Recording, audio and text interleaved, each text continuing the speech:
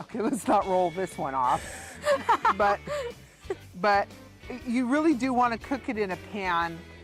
You probably want to cook it in indirect heat when you put it on your barbecue. And let's bring out the one, I did cook one earlier, so I'd like to show it to you because later it's going to be all cut up and you won't get to see what it looks like. We have completed our meal. Okay. Thank you. Hi, welcome to Cooking for All Seasons. This is Judy Keys and I'm at Creekview Winery in San Martin, California. And I have with me today beautiful Crystal. Hello. And she is Crystal Peterson, and she is the daughter of Terry and Greg Peterson, who own this beautiful winery. I'm going to bring up Terry and Greg in a few minutes, and we're going to talk about their beautiful winery. Crystal, so I want to ask you a question. Did you enjoy growing up here in the winery, or? Of course. You don't appreciate it until you get a little bit older, but, it's always been interesting to see my parents and really grow this business and move out here. And so, now I live up in Sonoma County in beautiful wine country, so I certainly do appreciate it. Oh, great. Yeah. Great. Well, I'm glad to have you here today. Thank you. I want to take this chance to thank Trader Joe's for supplying us with our assortment of beautiful things, foods that they always have there. Today we have some beautiful cheeses from there, and today in the audience we have one of their wine guys, the captain of the store okay, my mind went in Morgan Hill. Okay, so you're gonna have to cut that. Sorry. I was gonna say San Martin and I went, nope, not San Martin, Morgan Hill. So would you like to stand up? His name is Renee, and he is actually a wine guy he'll take care of you if you go into the Morgan Hill Wine Trader Joe's. He also takes care of Northern California wine, and I always enjoy shopping at Trader Joe's. I enjoy all their good stuff and everything. They always have really nice stuff. I really enjoy there. Today we have a beautiful flower arrangement by Linda Estelle. If you'd like to stand up and take a bow. She has also a show on CMAP. Thank you again. They're beautiful. So right now I want to bring up Greg and Terry Peterson. This is their beautiful winery and their other daughter, Sarah. So if you guys want to come up, and we want to talk a little bit about their wines. Today we have these beautiful cheeses from Trader Joe's, and we're going to be pairing them today with this is a Merlot and Sauvignon Blanc. And the audience is now drinking some of that, and then after we get through talking, we're going to actually put their the cheeses out there. Also, these are some figs right here from my friend Andy at Andy's Orchard, Andy Mariani. And these are, now what kind of grapes are these? Zinfandel? Okay. Zinfandel? No, those are the Syrah that we just harvested this morning. Oh, okay. Yeah. So, okay, let's take a moment here and introduce you. Greg Greg Peterson. Terry Peterson. And I'm Sarah. And I just want to thank you. Here, I don't want to turn my back to you. I want to thank you so much for allowing us to be here today in your beautiful outdoor kitchen and having your family here with us for doing this. So give us, an idea of how you got started and why you got started. And I understand that you're not a wine family. This is something that you started because you had an interest in it? Well, actually, my father was a home winemaker, and that's how I got exposed to And wait a minute now, your father's out in the audience, and let's have him stand up. Where is he? Oh, he's at the bar. Okay. There he is. There he is, that bathtub winemaker he is. Yeah. Okay, so he started it. He gave me the bug. He yes. gave you the bug. Okay. So, Hi, Dick. Wave. Okay. And his wife. Sheila. Sheila, hi. Yeah. Okay, so that gave you the bug. So that gave me the bug. Shortly after we were married in 1980, Terry and I started experimenting with winemaking on an amateur basis, and we were making wine as amateurs for many years in small batches, and the interest and enthusiasm continued to grow over the years. And when we moved down to San Martin in the year 2000, we actually started getting more and more involved in winemaking, putting in vineyards, sourcing grapes from other local family vineyards, and in 2005 we decided to file for our licensing, which allowed us to become a commercial winery. And so that's kind of how we progressed little by little, and now here we are. So now, have you always lived here? Did you buy this property with your I mean, we've taken pictures. We know you have vineyards out here. Correct. Did you? We planted all of those ourselves. Oh. When we moved here, there was virtually a blank slate, so to speak. And year after year, we'd spend the summer planting, digging holes, and now we have about 1.5 acres planted of vines, and produced 2 wines off the property that are estate wines.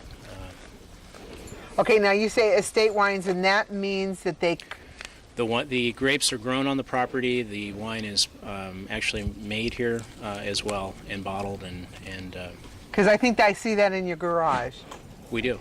We have converted our 1,250 square foot garage into a winemaking facility, so to speak. So this is entrepreneurial at its finest. I mean, to me, I mean, this is what, what the world needs, is some more people actually doing what their heart, leads them to. And you can tell, because look at these awards that you have won, and I know that this is from 2009, but I know that you have 2007, and that was the first year you actually produced. Yeah, this is our first one of the first wines that we bottled, which was our estate Zinfandel, and it won a gold medal at the India International Wine Competition. So it was pretty exciting for us. Yeah. Yeah. Yeah. So Terry, has this taken up your life? Actually, it has. And right now, we're right in the middle of harvest. I know. So we're very, very busy. And you can talk about, what was that, 14 hours yesterday? Yeah, we worked 14 hours. These are people that, they don't just hire people to, and sit back on lounge chairs and watch people pick their grapes. I've been over here for the past couple of weeks stopping by, and they're out there picking their own grapes. I mean, this is what entrepreneurship really is. This is getting your hands dirty, working with the people, and doing it yourself.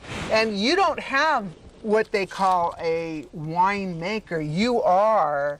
The two of us are the winemakers. You are the winemaker. So, yes. And I'll tell you something, they have the taste. And I think that you have, I don't know, those buds inside that that know when it's good, because I'm not really a big wine drinker.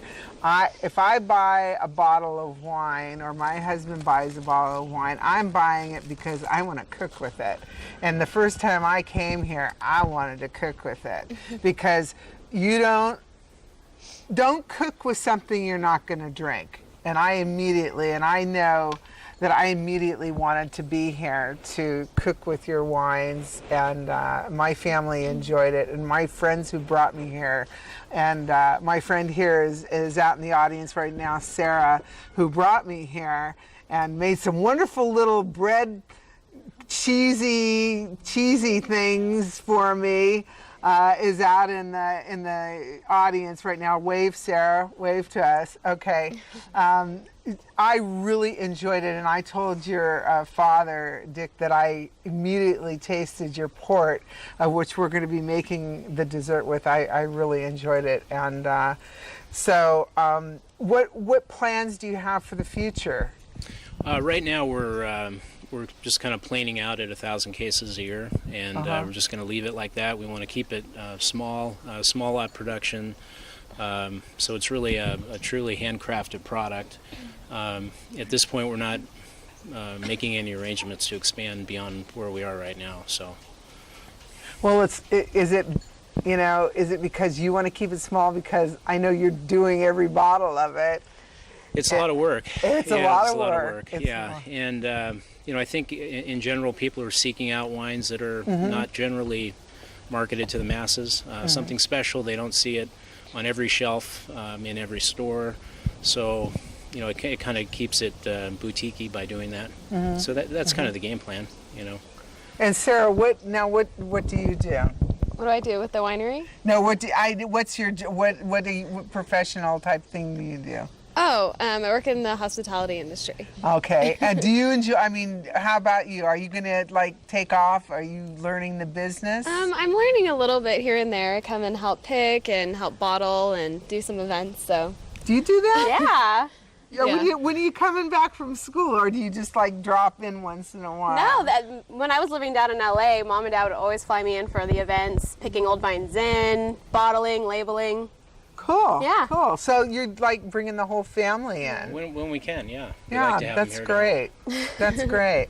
Well, I really, honestly, you have beautiful wines, and congratulations on all of your awards. And thank you, Judy. Thank you really so much for having us here today and letting me cook in your cool kitchen. Yeah, we definitely thank you for coming and teaching us how to that's nothing. So we're cook with our wine. So today we have some cheeses here. We have, why don't you go ahead and explain, what kind of cheeses do we have? We have 3 different types of brie. Starting over here, we have a brie with mushroom. And then following that, we have a brie with blue cheese. And then just a plain triple cream. Yeah. Brie. And then this is English cheddar with caramelized onions. Your favorite. I got that. Yeah. And then we have a double Gloucester with onions and chives. Yeah, and I know because your mom sent me over to Trader Joe's to get these, because these are some of her favorite cheeses. That's right. So we're going to be serving those today with the 2007 Merlot. Okay. And then our 2008 Sauvignon Blanc. Okay. And we've got some crackers, and I picked up, because I really thought that they'd be kind of good. These are some pecans that are kind of sweet and hot at the same time, and I thought that's kind of a nice thing. And for this is really a fall sort of dinner that you could be serving to your family, and I just think that you can that you'd be able to it's not a real fancy, you don't have to worry about things, it's not shrimpy. It's just a very plain but very elegant, I think, looking sort of hors d'oeuvre, don't you? Yep. I do. And with these wines, what kind of wines you like, I think it would be very pleasant to serve, I think, for a beginning of a good dinner. And we're going to get on to dinner right now. So I want to thank you. Thank you again. Thank you. And this is my helper, my sous chefy, and my sous cook. So thank you. Okay. Well, we're going to be right back. We're going to get started cooking. So we're going to pass this out to the audience, and they're going to start munching on this because they've got their wines out there, and we'll be right back. Hi, we're back. Okay, now we're going to start cooking. Yes. Okay. First thing up, we have a pork loin. Okay, not a pork tenderloin. This is a half of a pork loin. okay? Difference between pork tenderloin and pork loin is about $3 or $4 a pound, okay? Wow. So this is a lot less expensive, but just as good. And you can kind of see, if you guys buy these pork loin chops, you can see where it's cut from. Some places cut with the bone on, but this is a pretty, I would say it's an inexpensive cut. It's usually about this long. It weighs about 7-8 pounds. And I've brined this. Okay, this has been brined in an apple juice. And, brine is sugar, kosher salt. You want to use kosher salt, okay? Okay. It has some peppercorns, it has bay leaves, it has lots of garlic in it. And what the brining does is it puts moisture in. And this is the only thing about a pork loin is it has very little fat on it. Pork is actually very lean. This cut is. You can see it really only has a sheathing of fat on top, and really on the bottom it has like nothing. Right. It has a little bit of fat here, but it's really quite dense inside. Okay, so we're gonna take this, and today we're gonna stuff it. All right. What we've done is we've made, using your the Syrah wine, we made a sauce. And what I did was I used pears, peaches, apricots, prunes, and cherries. Delish. Yeah, dried. And Andy's Orchard in San Martin. I got some really good dried fruits. I used their mom and dad's Syrah. I used some apple juice. I used some fresh, fresh thyme in there, and I used some fresh sage. And what you do is you let that sort of, just sort of steep on the stove for a while, and then you use that the fruit out of that and sort of tuck it inside of the pork loin. So what you're going to do is instead of cutting on the fat side, we're going to cut, which isn't a lot of fat, we're going to cut on the other side, and we're just going to sort of make a slice down the middle. And it's a kind of a fun thing to do. Please don't slice all the way through, because then you're going to have a problem. But I mean, it's not something you couldn't fix, but it would make things a little difficult. And then we're going to add some butter, because why not? And it kind of just puts like a little bit more flavor. Yeah, there you go. Some more flavor, and just a little bit more fat inside. Well, it's very, as you can see. Can the camera see? You guys can see. I'm going to hold this up. I don't want to. It's really lean inside, and so you want to make sure that you because we're going to barbecue this. Well, today we're going to barbecue it, but if you didn't, obviously this is a fall show, so, you could use this dinner anytime. But if it was wintertime and you couldn't go outside, you could roast it in the oven. So it would turn out just as well, I think, I'm sure. I could imagine that it would. You just want to make sure that I know it's a lot of butter, huh? I'm like, oh well, it's a holiday time, why not? You're not gonna be eating pounds of this, and some of it, you have to remember, it kind of bastes it, so it's gonna sort of drip outside.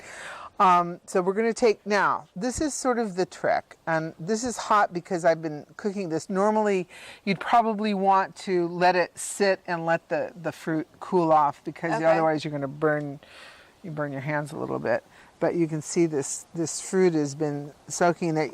You can't, I just want to warn you, you can't stuff a lot of this stuff inside, because you're not going to be able to wrap it. But you can put some of it, and you're going to use this as sauce over it. So believe me, you're not going to lose any of the fruit flavor. So you want to put some of this inside of here. It smells good, huh? It does. Can you smell it? I tasted it earlier. Ooh. Delicious. Oh, okay. So you can see, and also if you do it when it's cold, then the butter doesn't start melting. But and then we're going to wrap it in peppered bacon, so add a little bit more, little just flavor. It's all flavor. Remember that, you know. But the peppered bacon really does add a lot of flavor to it. And it also kind of bastes it while it's cooking. Just sort of keep that in your mind when you're thinking of calories, okay? It's really basting it. You're not really, but, so see, I mean, even I kind of squish it. You just kind of got to get into it a little bit.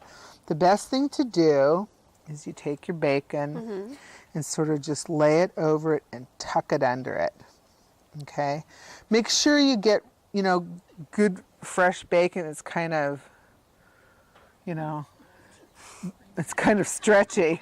Can you see that? Yes. Because you're going to kind of want to stretch it over it. And I don't, please, when you're doing this at home, don't worry about it. Just do it. You want to try? Yeah. Just kind of, you can, because you kind of get the stretch to it. Got it. You got the stretch to it? Okay. And we're just going to wrap this around. Go ahead. You're just wrapping it around. You know, and then we're going to tie it. And actually, when you tie it, it's going to kind of squish out. And then we're just going to kind of squish, stuff it right back in. It doesn't have to be perfect. The idea is to get it to the oven or to the barbecue in some sort of, you know, because once it gets cooked, you really can't tell what it looked like here. So you don't have to do this in front of your friends and family. Sort of do it in the morning or something like that. So they, you know, they won't say, "Ooh, you put your fingers all over there." But it's going to cook, so you know, it's fine. It's fine. So you got here. Got messy fingers? Here you go. Thank you. There you go. Sure. So I really, this feeds a lot of people because it's a very dense meat. And it's rich because we did put a little bit of butter in there. But it does taste really good, and it's really nice on this kind of a cool day. And so we're going to do this. This is about, I'd probably say this is probably about half a pound to 3/4. As you begin to do this, you probably get better at it, probably use less bacon, but don't worry about it. Not today. Not today. We're just doing what we do, you know. So, see, look at there. How's that? Perfect. That's not too bad. So it looks so cute like that. Can you guys see here? Let me move the butter. It looks so cute sitting there. So let's not waste it. Okay. So now we're going to wrap it up. So now we're going to wrap her up. Okay, now honestly, it took me a while to get this. My sister's real good at this, but I had to learn. So you kind of want to slide it under there. Okay. And then, you know, you just kind of looking underneath here to see if you're catching the ends of that. Don't worry about it because you can flip it over later and turn it. So I'm not going to embarrass myself or anything like that and not be able to do this in front of you guys. So you just go to one end and tie it, okay? And then just pull it over, and then you're just going to slide this under here. And actually, in the recipes that are online, I actually gave you a website to go to that'll actually explain how to tie. Okay. And it has pictures for you so that you can actually look at the pictures. Because I know this is really kind of it's a little bit difficult to just watch somebody do this like this. You need probably a little bit more. But you just kind of pull it underneath, tuck the bacon underneath here, and then you just really pull it underneath here. What do you think? Well, looks easy enough. It is, see? What do you think? We'll do a couple more, and then I'm going to show you one that I did earlier, because I want you to see that mine don't come out looking like the ones do at the real fancy restaurants, because they spend hours doing it, and I don't want you to spend hours doing it. I want you to enjoy it and just try it in your, in your kitchen, and don't worry about exactly the way it looks. You know what I mean? Mm-hmm. I'd rather you just do it. Oh, and we have some friends. As soon as you bring out the meat, or then you end up outside with some visitors, but they aren't going to do anything to us. So, and then you just kind of have to tie it off. Don't use large pieces of string when you're very first starting, because then you're going to get real frustrated with kind of pulling these huge long pieces of string. I can get another piece of string and start it again next to it. It's once this is a butcher's string, and it's made especially for doing this kind of thing. Please don't use your husband's wire from outside, or things that have plastic around them, or colored yarn. Yeah, or yarn. Yes, please don't use your yarn or anything like that. Please, it's a cotton string, and it's definitely worth purchasing. You can use it to tie all kinds of poultry and everything like that. The other thing I want to tell you is there are some other things called they're silicone, like rubber band type things. Yeah, and you can use them. They're they're a little bit difficult, because once you put them on and you want to undo it, all you want to do is, because you'll see later, what we're going to do is just really cut the string. And once you buy the silicone, you really don't want to just cut them off, but you're going to want to take them off. So they're a little bit more difficult, and they're a little expensive. But, you could do it. You could do it. So why don't you bring over the one that we've done. So see, oh, hello. So this is what it looks like when you begin. And this is what we hope it looks like, somewhat like this. And you can tell this is not perfect, but this is what it's going to look like when it goes into the barbecue. Okay, so you can tell that it's not absolutely perfect, but I don't want you, whoop, and then it rolls out. But look, I just don't want, I would be more better for you to, there you go, there's a good word.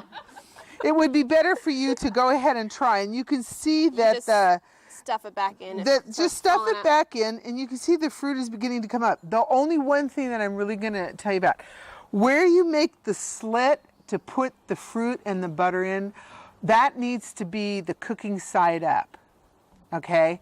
That needs to be the side that you start, because if you start it with the side down, guess where the butter goes?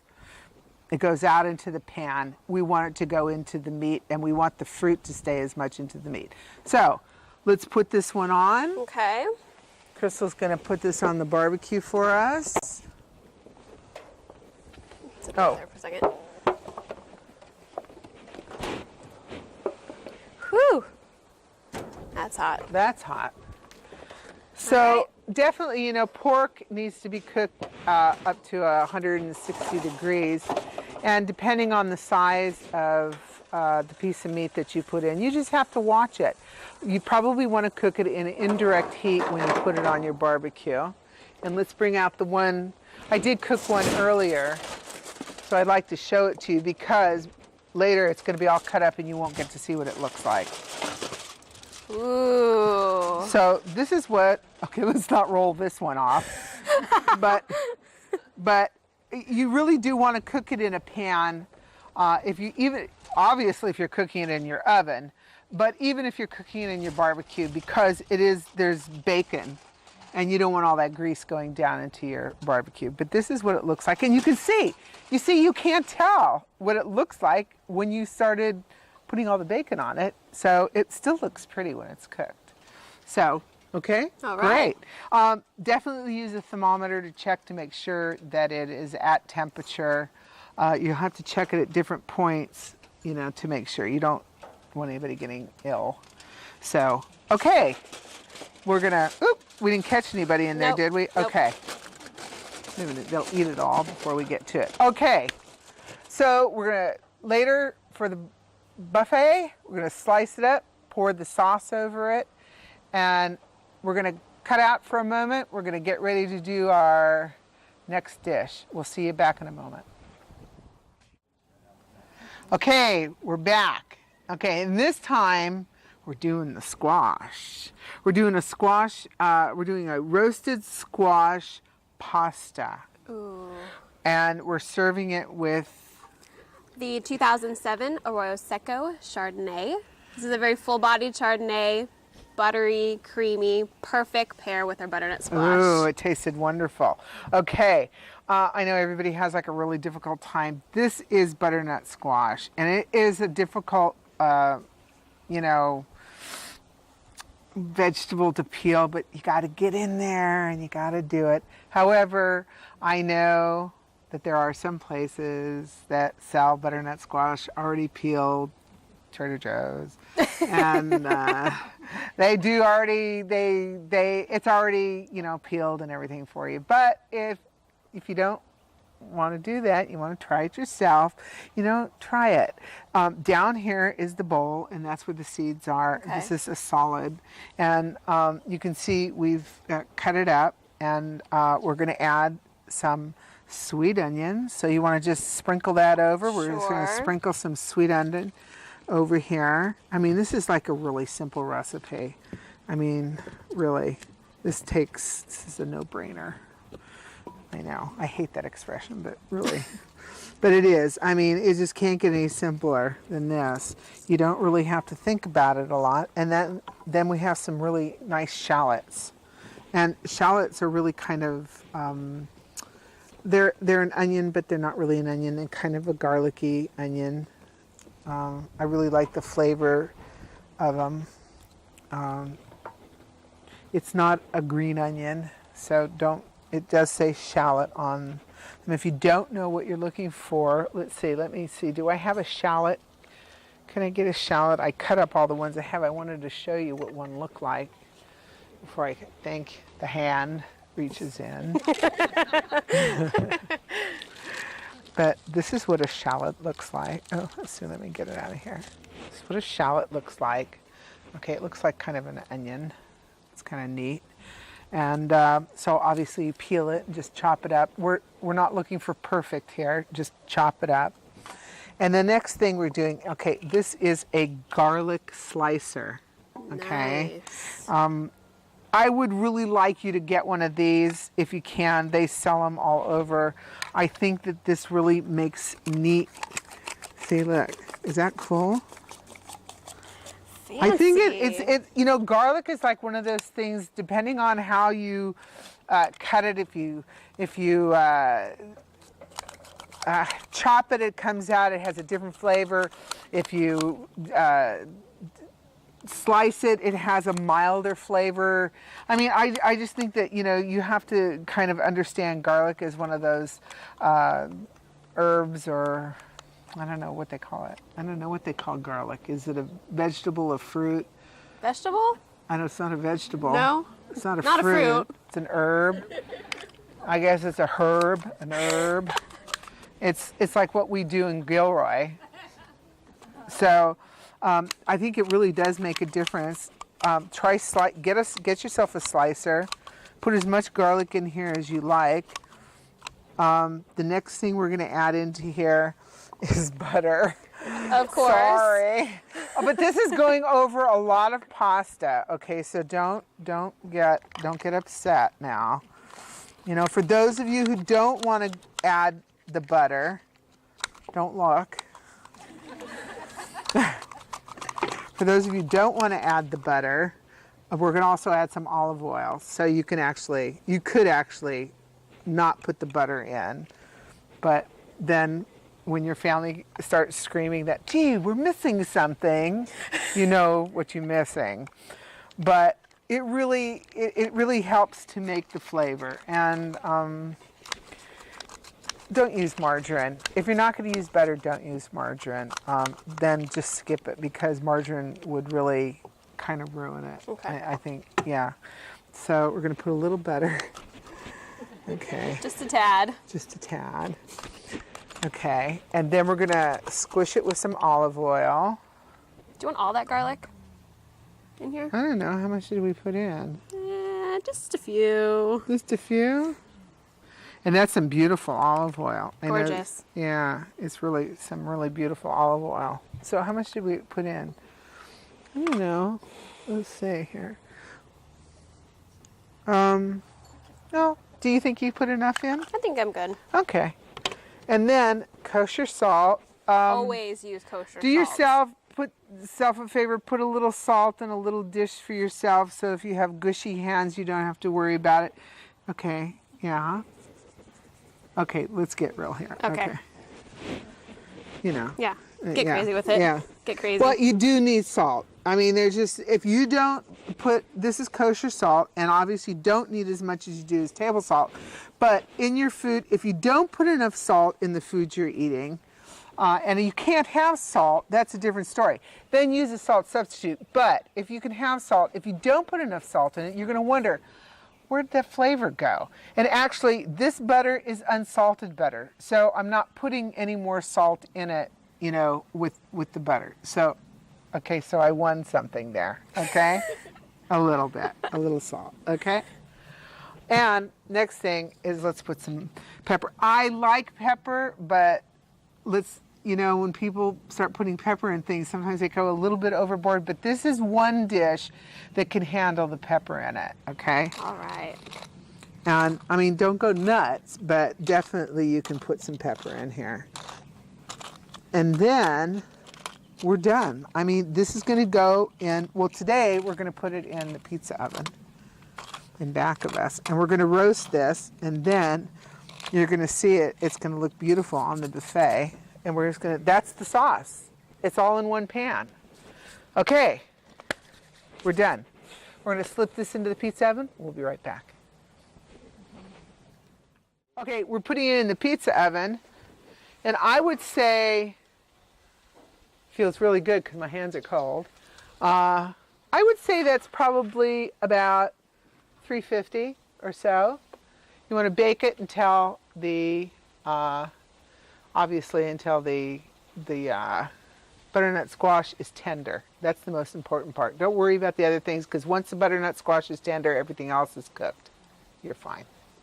In we go. All right. Okay. Oh, Laura got something.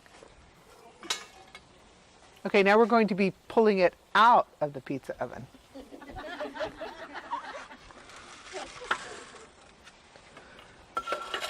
Isn't this neato? Okay, so if you did this at home, you would just like open the oven. You wouldn't have to be doing this. We forgot to put the sage in it. Well, if you forgot to put the sage in it to begin with, it would be okay, but we have some fresh sage, so we're going to throw that in there. But if you did, you could like put it in the middle or something like that. But because we've got this in the oven, the pizza oven today, we're just going to throw it in here.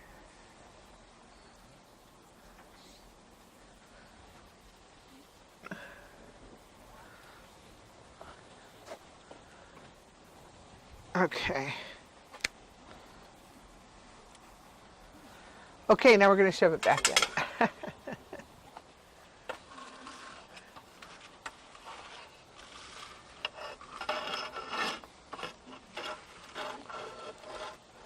Okay, now we're done again. Hi, welcome back. We're at dessert. Did the pork, did the butternut squash for pasta. Now we're at the pear and port extravaganza. And we have Terry back with us to help talk about the port. And what happened was, the first time I came here, this is kind of, well, first I saw the kitchen and I said, oh, I have to do this. And then I tasted the port, and I'm not a real drinker, but I tasted the port, and I was talking to your father-in-law, and I said, oh, I have to do something because I just really enjoyed this. And I immediately began to think port, pears, port pears, what am I going to do? So I came up with this dessert. It's pears that I roasted in your beautiful oven. How are we doing back there? Okay. And some apricot sauce that I made with your port, and some mascarpone that Crystal here is going to whip with some honey. So give us a little idea about what the port's about. So this is our tawny dessert wine, and this is a port. And you're probably wondering, well, why don't they just call it a port? Well, we're not able to call it port because Portugal actually has the rights to call it a port. Oh, so unless you grandfather it in, like third generation wineries in the area can do. So you can't call it a port. So we call it a tawny dessert wine. And this is so appropriate because this is for dessert. It's very sweet. And the name tawny gives it the color. So it has a tawny color. My pears, they got tawny. So the pears I dipped them in a little bit of lemon juice and then bathed them in some of the tawny port, some sugar, and then put them in the oven. And I'm looking back here because I have my butternut squash in there and making sure everything's okay. And then I took the port and put some of our dried apricots and some apricot jam. And what I'm going to show you now is, okay, this is a motorboat or whatever they call it, I don't know. But if you don't have one of these, put it, the only thing I can say is if you can put it in your blender, make sure that what this is it's about a half a cup or so of apricot jam, about 6 or so, or 10, I can't remember. I think there's like 10 dried apricots and a cup of your tawny dessert wine. Yes. Okay. And then I let it sit on the stove and sort of so that the apricots will get softened. Then I'm going to smash it all up with this. But if you're going to do it in your blender, you want to make sure that you let this cook in the morning. You heat it up, then let it sit and let it get cool if you're going to do it in a blender, because when you do really warm things in a blender, you can have problems. The heat in the blender will cause an expansion and blow the top off, and you will have not only get burned because there's a lot of sugar in here, but you'll have sauce all over your kitchen. So this isn't quite as bad, but now you're going to hear this, and I don't know if you can. So this makes a sauce, we hope. Can you see?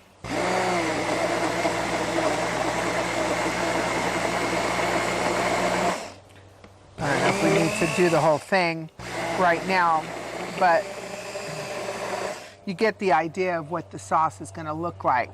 And then, now how much did you put? Some Honey. Honey, Yes. and then you're going to mix it real well. Mm-hmm.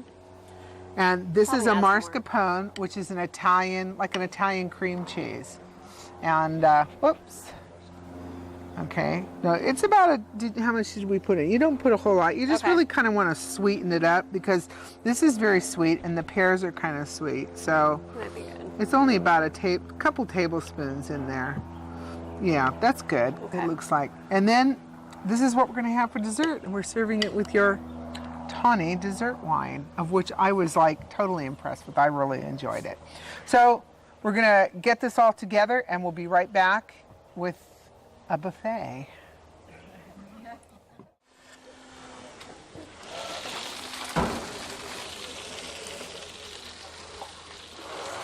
You want these like tender? Let's see. No, that's fine. Yeah. Oh, let's pull it out. Okay. I mean, let's just pull it out and mix it around. Okay. So, can you got hand me 4. one of those big spoons? Yeah. Francois? Don't wanna Yeah. hold it? Okay. Okay. Stir it around. Yeah, just stir it around. Oh, yeah.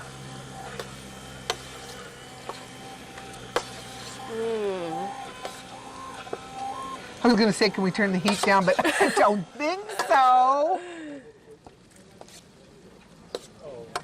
And then turn it, okay, so that will be fine. Then, let's see.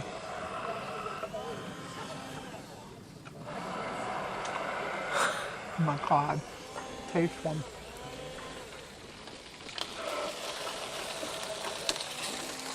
Oh my gosh, smells so good.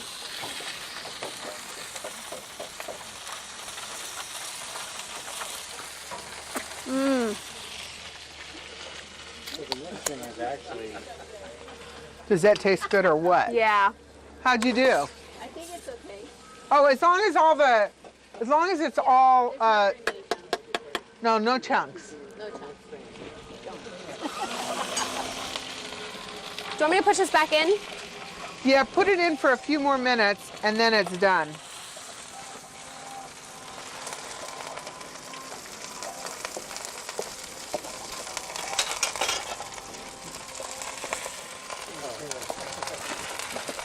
Oh my gosh, that's so good. Okay, we did it. We have completed our meal. Okay.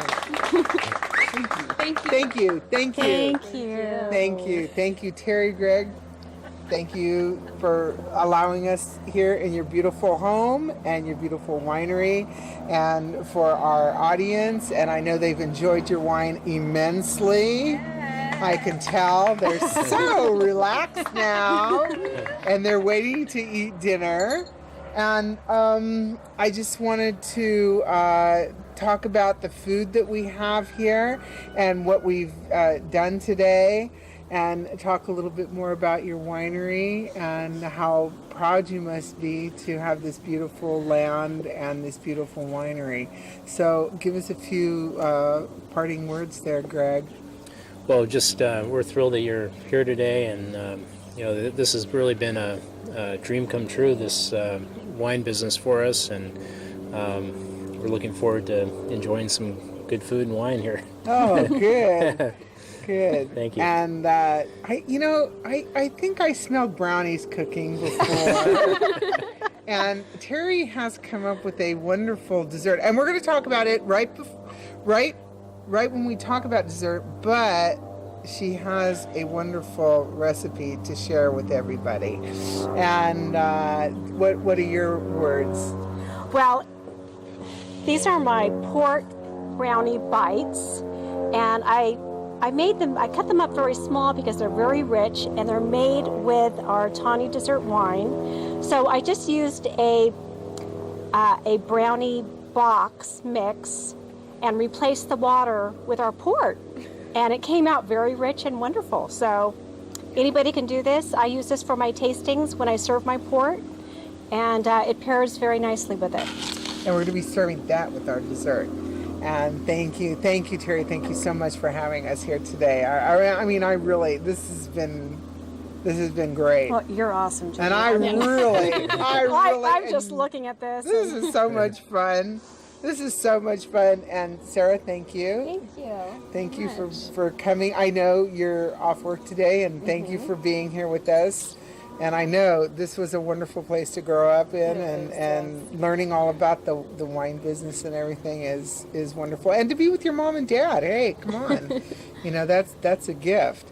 And my pal here, my cooker girl. Did you learn a few things today? I did. Thank you for allowing me to be your sous chef. Oh. I had a blast. So much fun in the kitchen with you. Oh, and she got a taste of everything. First taste. I sure did. So, hey, to your health.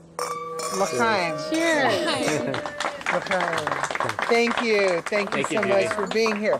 So let's go back and see what we've cooked today.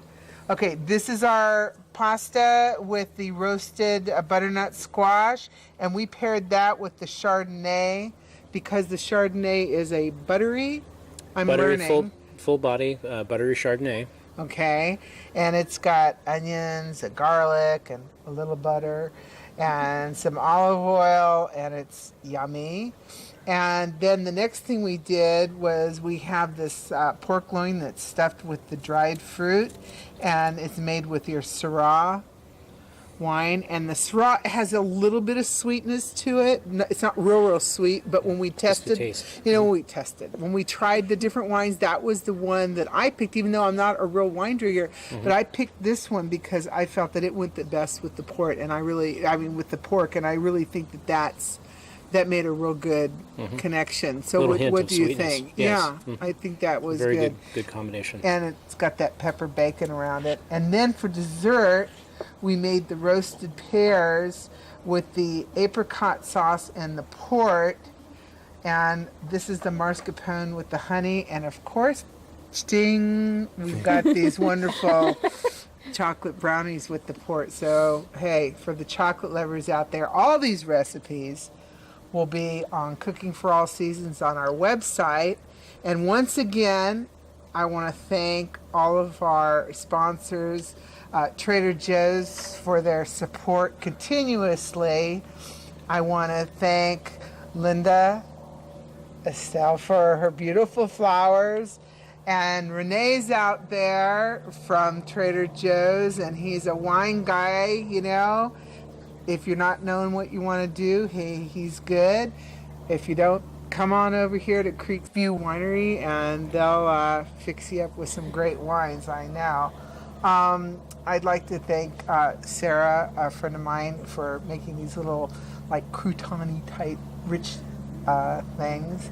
And just everybody for being so kind and thoughtful and being here in the audience. And my brother-in-law who's here today with me, and my husband, and my friends and everything.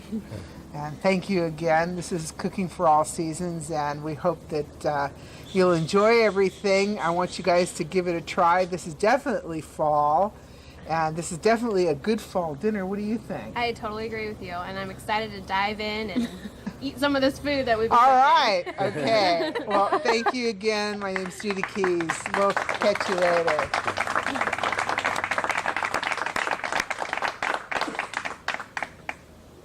Okay, you guys. All right. Dive in. Nice. All right. I'll put this on the other table for everybody.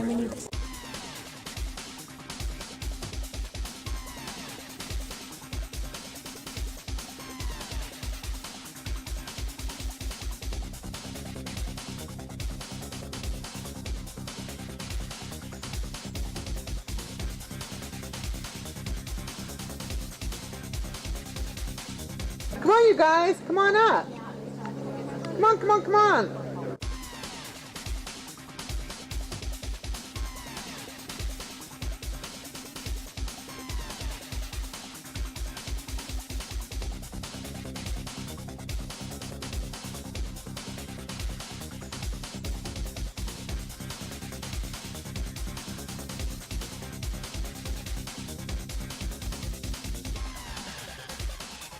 I'm not below, but.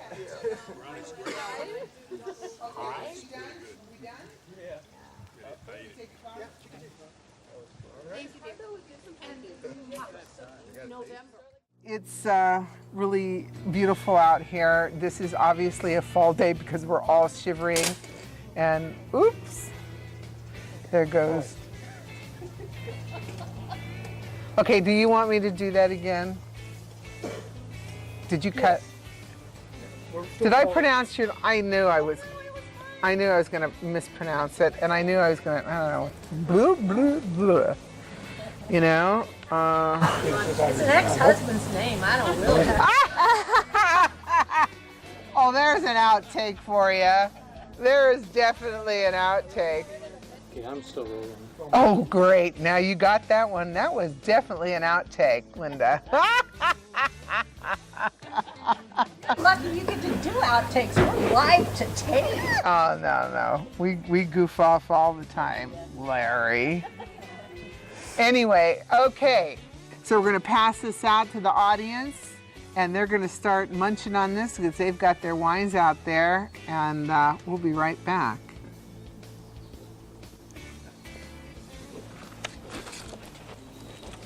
Okay, vultures. I mean, audience. You guys will have to kind of get up or, you know, pass the cheese. We'll see you back in a moment. That was funny. Yeah. I'm not going to roll right off the table. They go, ah! That's okay, you would have eaten it anyway. Sorry. Rolling. Rolling? Rolling. Rolling, rolling, rolling. Oh. Whatever. Whatever. Okay? 4, 3. Hi, we're back. See, look at. I'm sorry. Oh, Clem, you're in the way. all right. I'm taking it home. Those brownies. You're skipping to the brownie? Oh, God, they're good. You skip to the brownie. Like the short dessert first. Really? Just in case.